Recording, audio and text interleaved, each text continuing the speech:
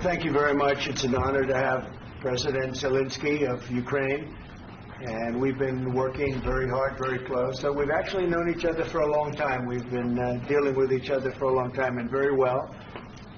We had a little negotiation spat, but that worked out great. I think for both countries, I think for the world, actually, beyond both countries. And we have something that is a very fair deal. And we look forward to getting in and digging and working and getting some of the rare earth. But it means we're going to be inside, and it's a big commitment from the United States, and we appreciate working with you very much. And we will continue to do that. We have had some very good discussions with Russia. I spoke with President Putin, and we're going to try and bring this to a close. It's something that you want and that he wants. We have to negotiate a deal. But we've started the confines of a deal, and I think something can happen. The big thing is the number of soldiers, mostly at this point, but soldiers being killed. They're losing thousands of soldiers. So on both sides, we're losing a lot of soldiers, and we want to see it stop. And we want to see the money get put to different kinds of use, like rebuilding. And we're going to be working very hard. But we've had a lot of very good conversations. I will say until we came along, the Biden administration didn't speak to Russia whatsoever. They didn't speak to anybody. They just allowed this to continue.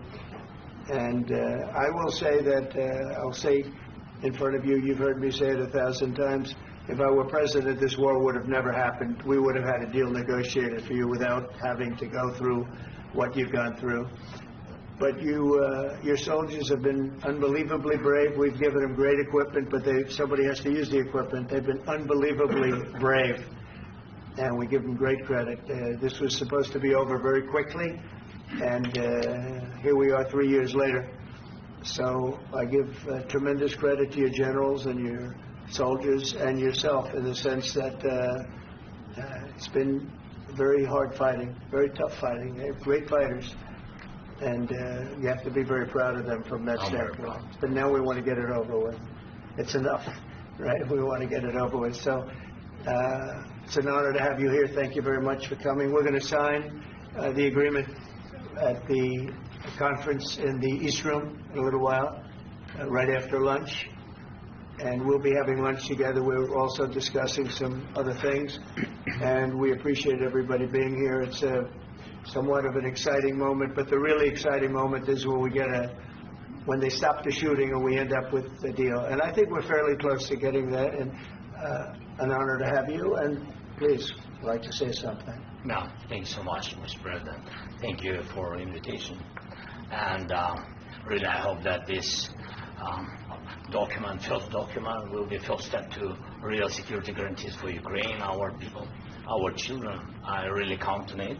And of course, we count that America will not stop support. Really, for us, it's very important to support and to continue it. I want to discuss it with details further during our conversation, and of course, the infrastructure or security guarantees. Because for today, I understand what Europe is ready to do. And of course, I want to discuss with you what the United States will be ready to do. And I really count on your strong position to stop Putin.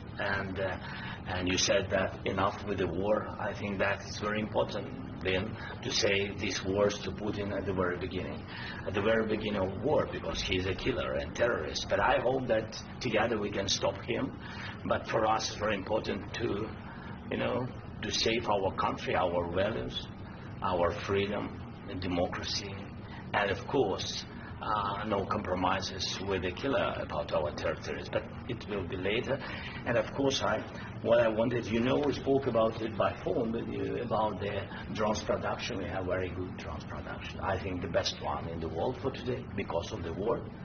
Yes, and of course, we need very much the air defense. You have the best air defense in the world, and really you helped us under attacks of Russians, and I want to speak how we can exchange the licenses. We're open to share the licenses of all our drones with you, of course, with the United States, and we need licenses for quick production of air defense. Even after the war, we need our nation to be calm, that we are secure. So that's why we need this air shield. And of course, about this I want to speak about the contingents. I think that France and UK already spoke to you, and we know that Europe is ready, but without the United States, they will not be ready to be as strong as we need.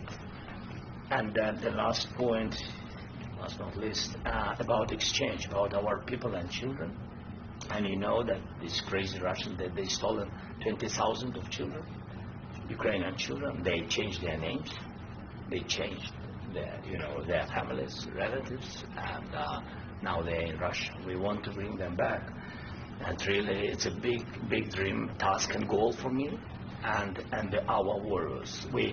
By the way, Mr. President, we exchanged, released more than 4,000 warriors from Russian prison, but there are thousands more in the prison. I wanted to share with you some images. How it's just can I now? Yeah, please. Some minutes, 1 minute, 1 minute. Just you to understand in what circumstances, in what situation they are, and what the attitude of Russia to our prisoners.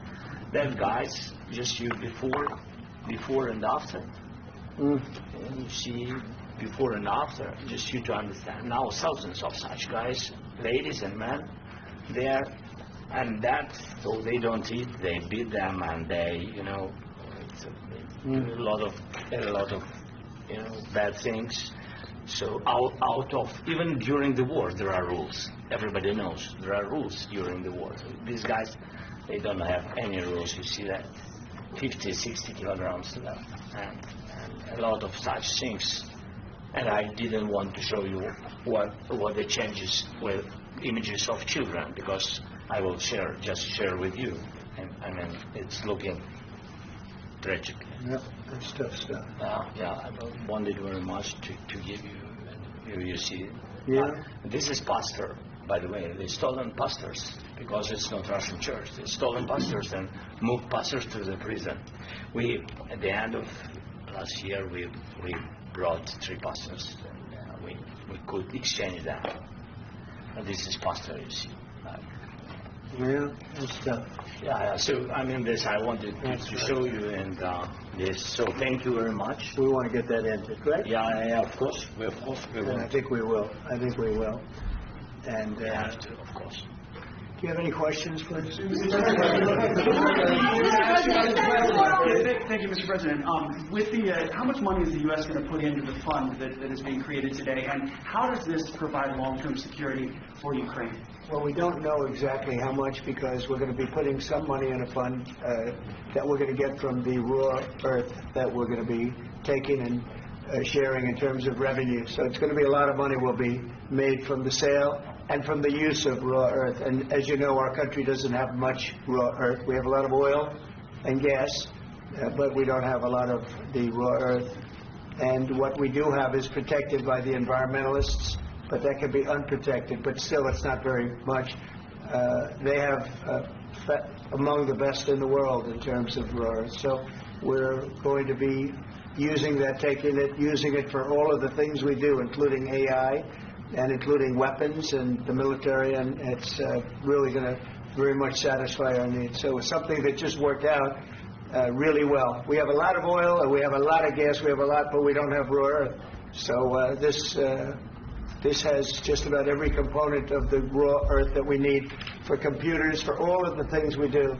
This puts us in great shape. And long-term security for Ukraine. I think they're going to have great luck. I think once we make the agreement, that's going to be 95% of it. They're not going to go back to fighting. I've spoken with President Putin, and I feel very strong. I've known him for a long time, and I feel very strongly that they're very serious about it, and we'll make a deal. And when the deal is made, I don't think we talk about security. Everyone's talking about the other day. All they talked about was security. I said, let me make the deal first. I have to make the deal first. I don't worry about security right now. We have to have a deal, because right now, last week, 2,000 soldiers died on both sides. 2,000.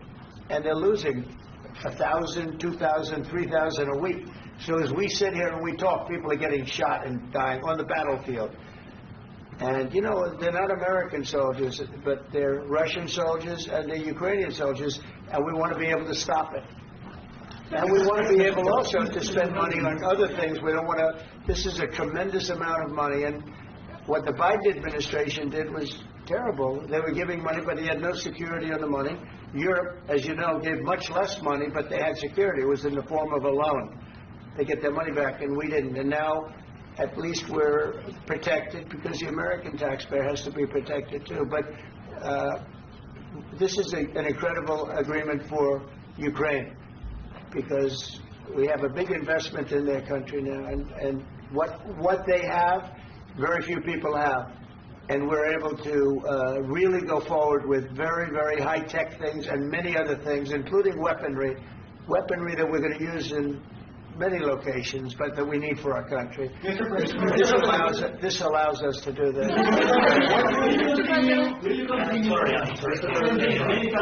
Yes, go ahead, please. If I can just yes. In the document, there is one of the very important points.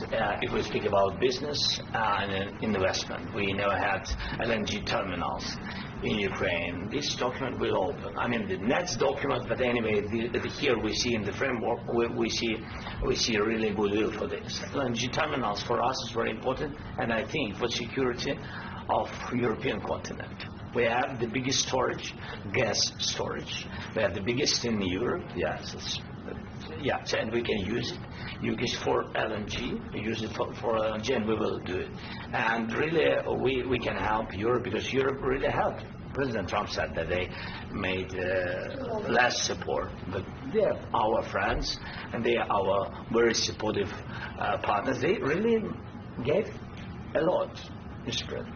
They did. They gave a lot, but they gave much less. No. Much less. No. No. Okay.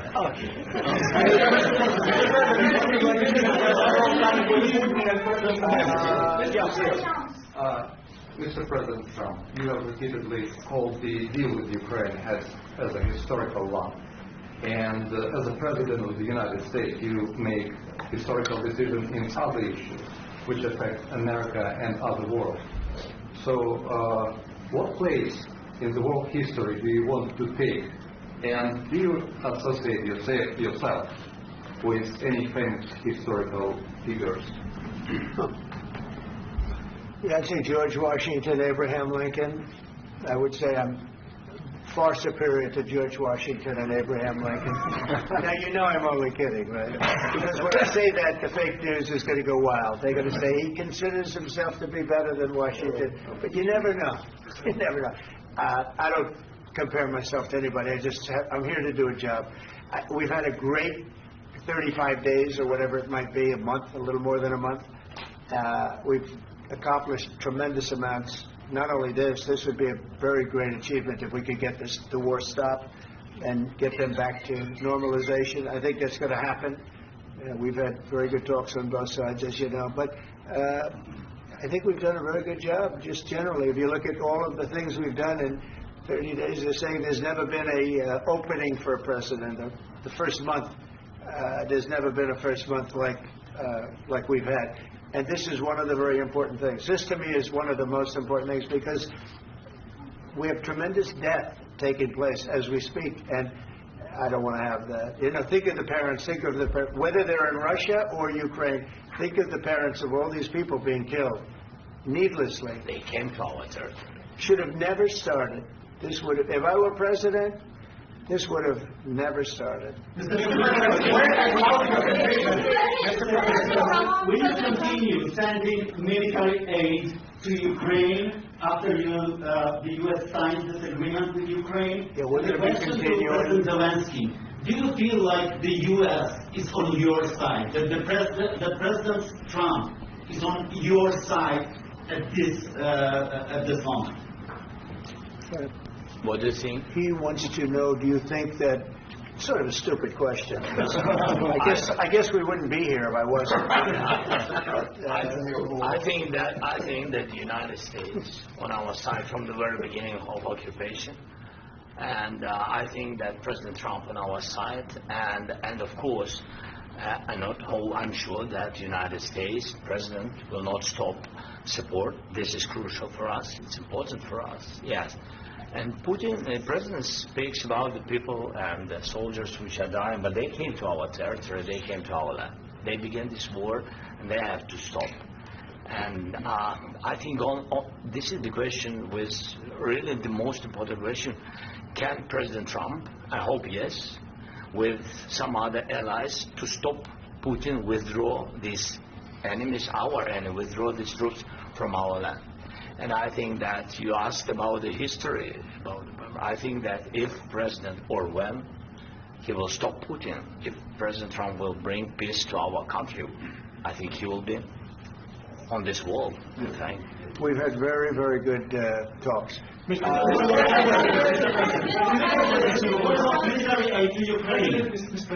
Zelensky just said that there will be no compromises with Vladimir Putin.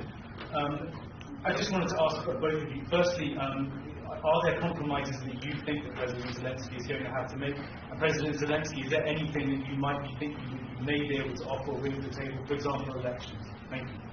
I think you're going to have to always make compromises. You can't do any deals without compromises. So certainly he's going to have to make some compromises, but hopefully they won't be as big as some people think you're going to have to make. That's all. That's all we can do. I'm here as an arbitrator, as a mediator to a certain extent between two parties that have been very hostile. To put it mildly, they've been very hostile. There's been a vicious war.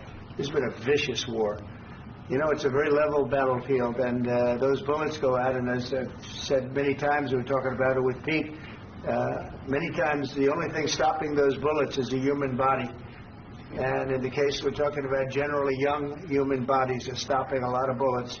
It's dead level. That's why it's great farmland. It's great land. It's great farmland, but there's very little protection against the bullets that are being, and other things that are being shot. So all I can do is see if I can get everybody at the table and get an agreement. I think we're going to end up with an agreement. Otherwise, I wouldn't probably be even here today. Mr. President, I've got two questions for you. You think ultimately your legacy will be the peacemaker and not the president that led this country into another war and ended foreign wars? And I've got a question. I hope it will. I mean, I hope I'm going to be remembered as a peacemaker. This would be a great thing if we could do this. I'm doing this to save lives more than anything else. Second is to save a lot of money, but I consider that to be far less important. So I hope I'm going to thank you, Brian, for that question. It was a nice question. I hope I'll be known and recognized as a peacemaker. This would be a great thing to solve. This is a very dangerous situation. You know, this could lead to a third world war. This was headed in the wrong direction. If this election were lost, if we didn't win this election, and by the way, we won it by a lot. That was a mandate. We won every swing state. We won the popular vote by millions and millions of votes. We won everything. The districts, you look at the areas of red, take a look at a map. This was a big mandate, and this was one of the things. I said, we're going to get this thing settled. If we didn't win, I think this could have very well ended up in a third world war, and that would not have been a good situation. What was your second question? And my second question for President Zelensky now. Why don't you wear a suit? Why don't you wear a suit? You're the highest level in this country's office, and you refuse to wear a suit. Just want to see if you own a suit? Yeah, problems. A lot of Americans have problems with you not respecting the identity of this office. I will wear a costume after this war will finish. Okay. Yes, maybe one. Maybe something like yours, yes. Maybe something better, I don't know. We will see. Maybe something cheaper than, yeah. Thank you. Thank you. Thank you,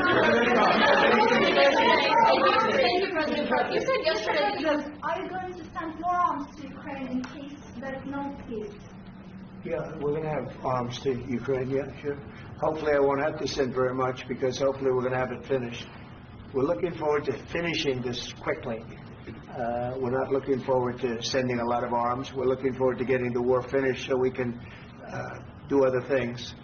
But we very much appreciate the agreement because we needed what they had, and we're treating, our country is now treated fairly. Biden didn't do that. He didn't know what the hell he was doing. This should have never happened. This should have never started. But sure, the answer is yes, but hopefully we won't have to send much, because I'm looking forward to getting it done quickly, very quickly. Does that mean provide security guarantees, Mr. President? I don't want to talk about security yet, because I want to get the deal done. You fall into the same trap like everybody else. 1 million times you said over and over. I want to get the deal done. Security is so easy. That's about 2% of the problem. I'm not worried about security. I'm worried about getting the deal done. The security is the easy part. Security is very nice. Everybody stops shooting. And now will Europe put people there? I know France is going to. I know the UK is going to. I know other countries are going to, and they happen to be right next door. We haven't committed, but we could conceivably. We have security in a different form. We'll have workers there digging, taking the raw earth so that we can create a lot of great product in this country. So in that sense, you have something, but we haven't determined that yet. I will say, in speaking to France and in speaking to, and they were here, as you know, last week and just the other day, they have committed to a lot of security. I don't think you're going to need much security. I think once this deal gets done, it's over. Russia's not going to want to go back, and nobody's going to want to go back. When this deal ends, I really believe this deal is going to be over. Yeah, please go ahead. Mr. President, thank you. You had Macron and Keir Starmer at the White House this past week, both of whom praised your courage and conviction to lead the pathway towards peace. Yes. Part of that involved, though, re-engaging Russia in diplomatic relations, something that previous leaders lacked the conviction to do so. What gave you the moral courage and conviction to step forward and lead that? Well, I love this guy. Who are you with? One American News, sir. Well, that's why I like him. One American News does a great job. I like the question. I think it's a very good question. It's a pathway to peace. It's a pathway to getting something solved. And I feel that as the head of this country, I have an obligation to do that. Plus, we're very much involved. We got involved. It's too bad we got involved, because there should have been no involvement, because there should have been no war. And there shouldn't have been October 7th. That would have never happened. As you know, Iran was broke. They had no money to give to Hezbollah. They had no money to give to Hamas. They were stone cold broke. And then under Biden, they became rich as hell. They went from no money to $300 billion in a period of 4 years. And they gave a lot of that money away, and you see what happened. And that's a real mess also that we hope to be able to solve. But, no, I appreciate your question very much. I feel I have an obligation to try and do something to stop the death. If I can answer, sorry. Please. And I do like your clothing, brother. Yeah, really? Even though I think he's a great guy, by the way. But I don't know if you two like each other. But you know what? I think he's dressed beautiful. So I have more serious things than answer on such questions. I will answer on more serious questions if I can. Yes. Yeah. So please, about security guarantees and about just ceasefire. We can't just speak about ceasefire and speak. It will not work. Just ceasefire will never work, because I'm like a president. I have this experience, and not only me. Ukraine before my presidency, from the 2014, Putin broken 25 times. 25 times he broken his own signature. 25 times he broken ceasefire. But he never broke to me. He never broke to me. No, you were the president. You were the president. He never broke to me. In 2016, you've been the president, Mr. President. You've been the president, but he had, of course, not with you, but he had, during those periods, he had conversations with our side. And we had Normandy format, the France, Germany, Ukraine, and Russia. And he broken 25 times. That's why we will never accept just ceasefire. It will not work without security guarantees. Security guarantees, maybe President is right about this document and other, but this document is not enough. Strong army is enough, because his soldiers afraid, Putin's soldiers afraid of our soldiers when we're strong enough. If we are not strong enough, if we are empty, if our storage is empty, we can't defend our land. Today, he knows that we have, all the world knows that we have meeting, yes? Why he's using ballistic? Putin today using ballistic on our hospitals, schools, and etc. Ballistic. So he knows that we are here and that President Trump is really have goodwill to stop this war. And you hear now the president. So why he's using? So he doesn't want to stop. He doesn't want. But I hope that we will do it. Really, we'll do it. Security. When we speak about security guarantees, when the Europeans are ready for contingents, they need USA backstop. If there will not be United States, we will not never have any contingents, strong contingents from the Europeans, because they don't want to divide alliance, connection between the United States and the main and strongest ally and Europeans. And this is crucial, this is important. That's what we want to speak about very much. This is very important. And air defense. So air defense, really, we have big deficit with all these systems, and we need to provide this. We need it very much. Otherwise, Putin will never stop, and will go further and further. He doesn't work. He hates us, you know. It's not about me. He hates Ukrainians. He thinks that we are not a nation. He thinks, and he shared these thoughts, I think maybe with your team also, I don't know. But with all the Europeans, in media, officially and not, he always said that there is no such country, such nation, such language, and such life like Ukrainian. No, he really doesn't respect all the Ukrainians, and he wants to destroy us. And you are right, Mr. President. That's 2%. This document, maybe other documents, it's a very good start, very good, but it will not enough to stop this person. Should Russia take control of Ukraine? Mr. President, This is the rule of the war. This is the rule of the war. During all the centuries, all the history, this is the rule of the war. Who began, those pay. This is the rule. Putin began this war. He has to pay all money for innovation. He has to pay. Of course, some Russian assets, what we have in Europe, about 300 billion, we can use them. We can use for innovation and buy military support from the United States also. We can do it, but it's not enough. It's not enough. I wouldn't know. Wait 1 second. I asked this question that you didn't like because I wanted to know if you want to position yourself in the middle between Russia and Ukraine, or on the Ukraine. No, I'm in the middle. I want to solve this thing. I'm for both. I want to get it solved. And it's wonderful to speak badly about somebody else, but I want to get it solved. If we can solve it, great. If we can't solve it, they're going to have to fight it out, and who knows what's going to happen. But I want to see it get solved. May I follow up with one more question about U.S. troops in Europe? After Russian invasion of Ukraine, your predecessor sent additional troops to Eastern Europe, including Poland, my country. Are you committed to keeping these troops on the eastern flank of NATO in the future? I'm very committed to Poland. I think Poland has really stepped up and done a great job for NATO. As you know, they paid more than they had to. They are one of the finest groups of people I've ever known. I'm very committed to Poland. What about Baltics? Poland's in a tough neighborhood, you know. What about the Baltics? The Baltics, they got a lot of, it's a tough neighborhood too. But we're committed. We're going to be very committed, and we're committed to NATO. But NATO has to step up, and the Europeans have to step up more than they have. And I want to see them equalize, because they are in for far less than we're in. And they should be at least equal. You understand that? Why is the United States, we have an ocean in between. Why is the United States in for so much more money and other things as Europe? With that being said, and as you said, they've also been obviously very helpful. But we have put in far more than they have. And I think they should equalize. Mr. President, about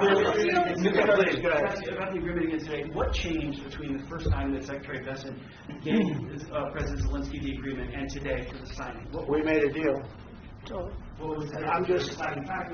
I'm a business person. We made a deal. That's what changed. I didn't think we were going to make a deal. And We ended up making the deal, so that changed. Mr. President, what and how do you envision a trilateral summit with President Zelensky and Putin? I don't know, but they don't like each other, I can tell you that. They do not like each other. This is not a love match. And it's unfortunate. That's why you're in this situation. The United States should not have allowed this to happen. Okay? The United States, run by a man that didn't know much, I'm going to be very nice, run by an incompetent person, very incompetent person, should never have allowed this to happen. I've stopped wars. I've stopped many wars. My people will tell you, I stopped wars that nobody ever heard about. I stopped wars before they ever started. You can look at some of, I could give you a lot of nations that would tell you right now they were probably going to war. I could tell you right now there's a nation thinking about going to war on something that nobody in this room has ever even heard about. Two smaller nations, but big, still big. And I think I've stopped it. But this should have never happened. Sorry, just a second. About any negotiations. First of all, I want really to tell you, and I think that everybody understands that Ukraine, modern Ukrainians, nobody wants to stop this war.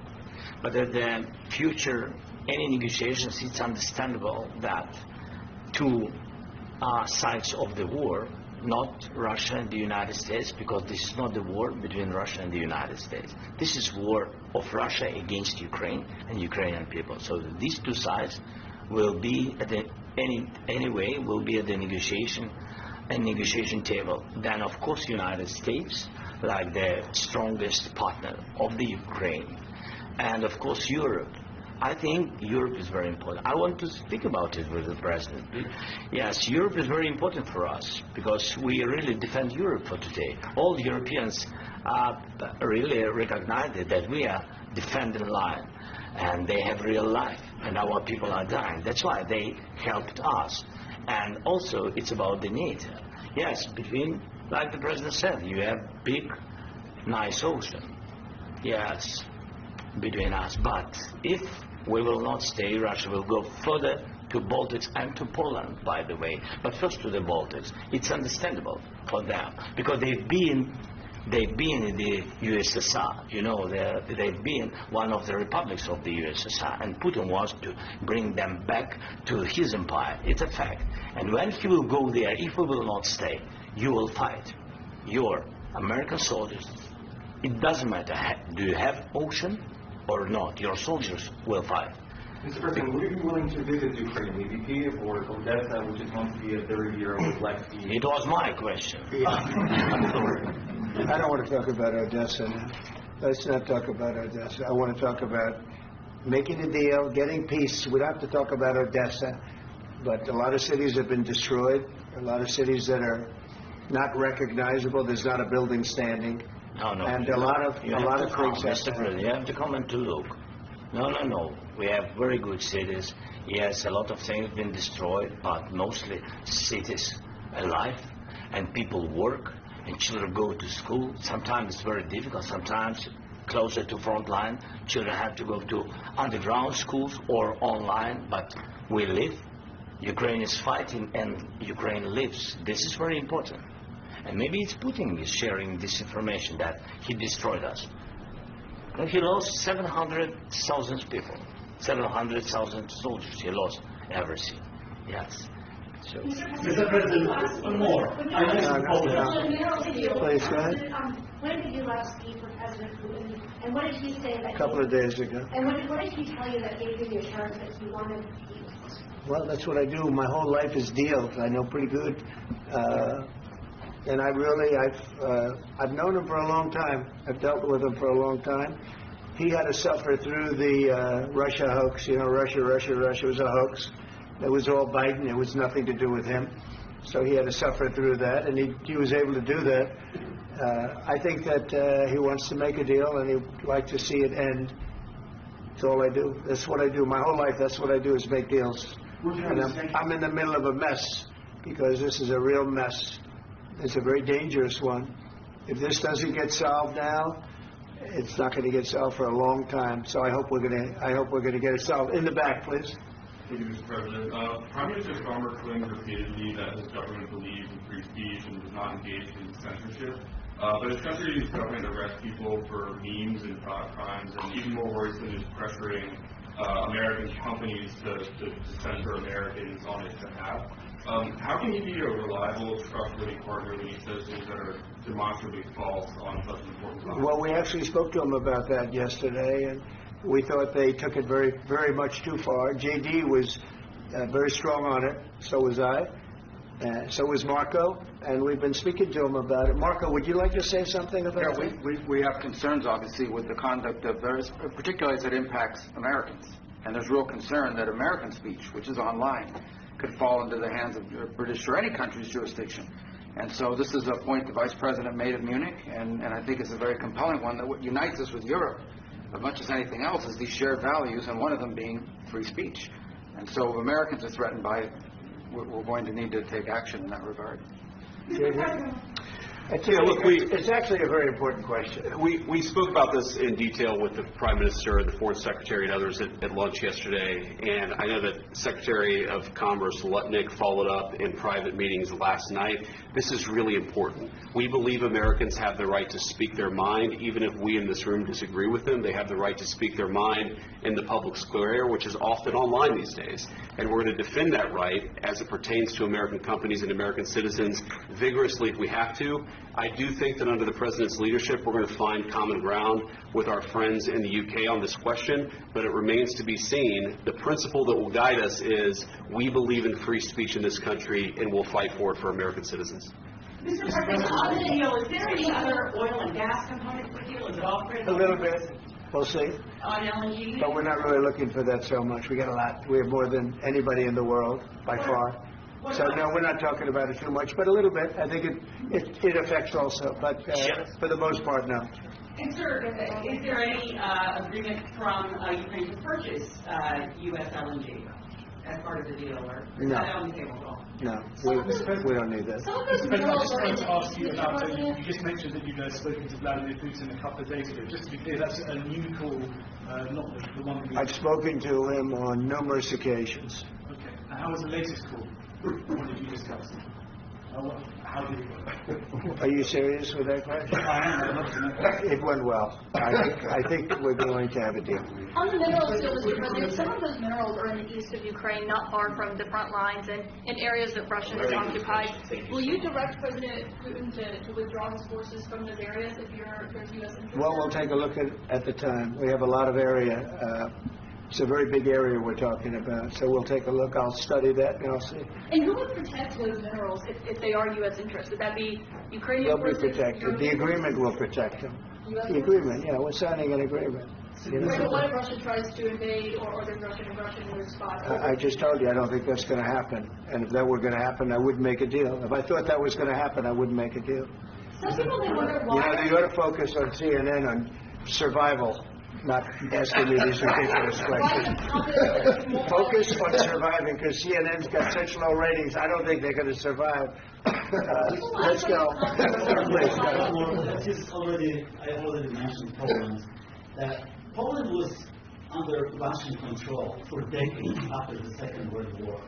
When I was a kid, I looked at the United States not only as a most powerful country, the richest country in the world, the country that has great music, great movies, great muscle cars, but also as a force for good.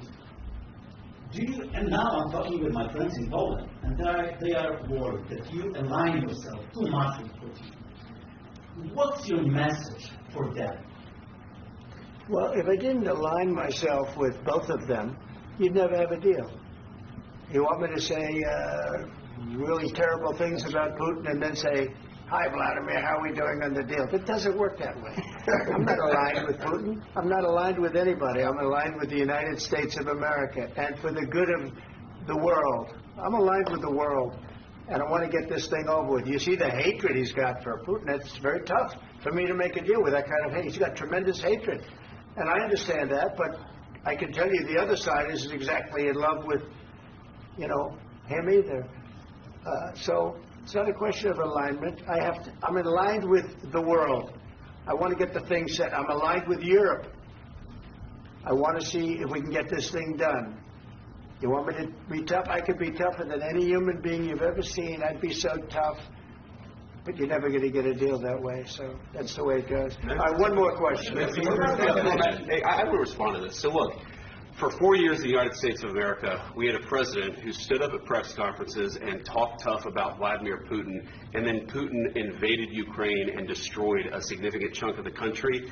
The path to peace and the path to prosperity is maybe engaging in diplomacy. We tried the pathway of Joe Biden of thumping our chest and pretending that the President of the United States' words mattered more than the President of the United States' actions. What makes America a good country is America engaging in diplomacy. That's what President Trump is doing. Can I ask you? Sure. Yeah? Yeah. Okay. So he occupied our parts, big parts of Ukraine, part of East and Crimea. So he occupied it on 2014. So during a lot of years, I'm not speaking about just Biden, but those time was Obama, then President Obama, then President Trump, then President Biden, now President Trump, and God bless, now President Trump will stop him. But during 2014, nobody stopped him. He just occupied and took. He killed people. You know what the contact 2015. 2014. 2014 and 2014. 2014? Yeah. So I was not here. Yeah, but that's exactly right. Yes, but during 2014 till 2022, yeah, the situation the same. The people have been dying on the contact line. Nobody stopped him. You know that we had conversations with him, a lot of conversations, my bilateral conversation, and we signed with him, me, like a new president. In 2019, I signed with him the deal. I signed with him, Macron and Merkel, we signed ceasefire. Ceasefire. All of them told me that he will never go. We signed with him with gas contract. Gas contract. Yes, but after that, he broken the ceasefire. He killed our people and he didn't exchange prisoners. We signed the exchange of prisoners, but he didn't do it. What kind of diplomacy, JD, you are speaking about? What do you mean? I'm talking about the kind of diplomacy that's going to end the destruction of your country. Yes, but if you Mr. President, with respect, I think it's disrespectful for you to come into the Oval Office and try to litigate this in front of the American media. Right now, you guys are going around and forcing conscripts to the front lines because you have manpower problems. You should be thanking the President for trying to bring it into this conflict. Have you ever been to Ukraine that you say what problems we have? I have been to. I've actually watched and seen the stories, and I know what happens is you bring them on a propaganda tour, Mr. President.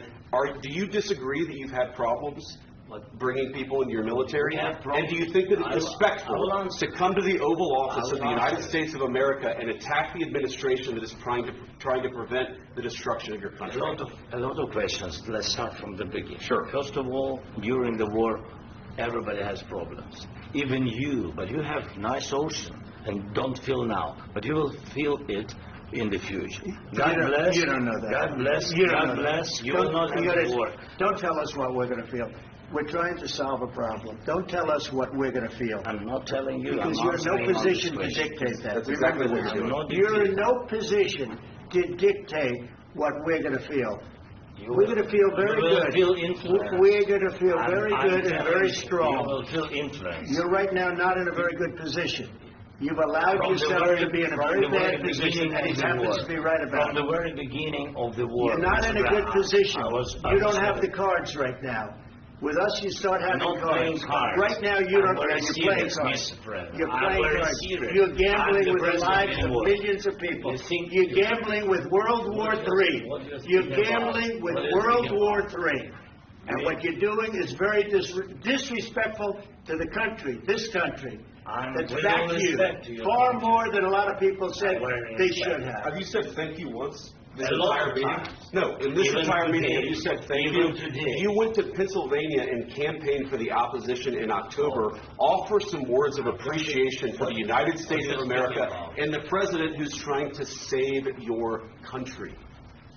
Please, you think that if you will speak very loudly about the war, you can... He's not speaking loudly. He's not speaking loudly. Your country is in big trouble. Can I Wait a answer? minute. No, Can you've I done a lot answer? of talking.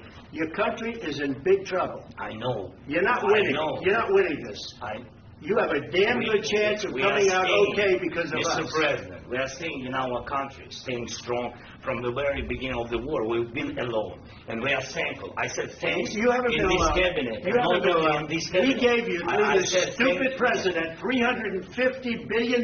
You voted We gave for you your military president. equipment, You and you voted men for are your brave, but they had to use our military. What about If you didn't have You our invited military me- equipment, You invited if me you to didn't speak. have our military equipment, this war would have been over in 2 weeks. In 3 Okay? days, I heard it from Putin. In 3 days. This is something Maybe new. less. In 2 weeks. Of course, yes. It's going to be a very hard thing to do business like this. Again, I'll tell you. just say thank you. I said a lot of times Accept to American people. accept that there are disagreements, and let's go litigate those disagreements rather than trying to fight it out in the American media when you're wrong.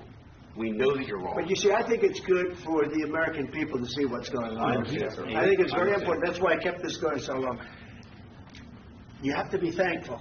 You don't have the I'm cards. thankful. You're buried there. Your people are dying. tell you You're again, running I low know. on soldiers. Don't- Listen, don't play you're running Mr. low President. on soldiers. It would be a damn good thing. Mr. And President. then you tell us, I don't want a ceasefire. I don't want a ceasefire. I want to go, and I want this. Look, if you could get a ceasefire right now, I tell you, you take it so the bullets stop flying and your men stop getting killed. Of course, we want to stop the war. But you're I saying said- you don't want a But I ceasefire. said to you, I want a with ceasefire. guarantees. Because you'll get a ceasefire faster than an agreement. Ask our people about ceasefire, what they think. That wasn't Doesn't with matter me. for you what- That what wasn't is- with me. It That was wasn't with with you. a guy named Biden who was not a smart person. This That is was your- with, this that was is with your Obama. president. It was your president. Excuse me. That was with Obama, who gave you sheets, and I gave you javelins. Yes. I gave you the javelins to take out all those tanks. Obama gave you sheets. In fact, the statement is Obama gave sheets and Trump gave javelins. You got to be more thankful, because let me tell you, you don't have the cards. With us, you have the cards. But without us, you don't have any cards. One more question to Mr. Vice President. I'm sorry. It's going to be a tough deal to make, because the attitudes have to change. What if Russia breaks ceasefire? What if Russia breaks peace talks? What do we do then? I understand that it's a heated conversation right now. What are you saying? She's asking, what if Russia breaks the ceasefire? What if anything? What if a bomb drops on your head right now? Okay? What if they broke it? I don't know. They broke it with Biden, because Biden, they didn't respect him. They didn't respect Obama. They respect me. Let me tell you, Putin went through a hell of a lot with me. He went through a phony witch hunt where they used him and Russia. Russia. You ever hear of that deal? That was a phony Hunter Biden, Joe Biden scam. Hillary Clinton, Shifty Adam Schiff. It was a Democrat scam. And he had to go through that. And he did go through it. We didn't end up in a war. And he went through it. He was accused of all that stuff. He had nothing to do with it. It came out of Hunter Biden's bathroom. It came out of Hunter Biden's bedroom. It was disgusting. And then they said, oh, the laptop from hell was made by Russia. The 51 agents. The whole thing was a scam. And he had to put up with that. He was being accused of all that stuff. All I can say is this. He might have broken deals with Obama and Bush, and he might have broken them with Biden. He did, maybe. Maybe he didn't. I don't know what happened. But he didn't break them with me. He wants to make a deal. I don't know if he can make a deal. The problem is, I've empowered you to be a tough guy. And I don't think you'd be a tough guy without the United States. I mean, your people are very brave. But you're either going to make a deal or we're out. And if we're out, you'll fight it out. I don't think it's going to be pretty, but you'll fight it out.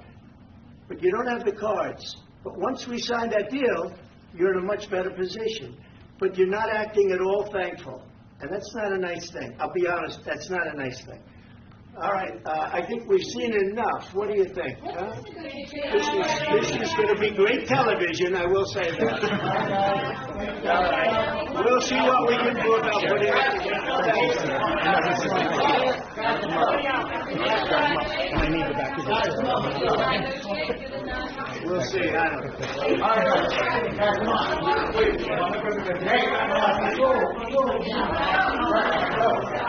Guys, come on.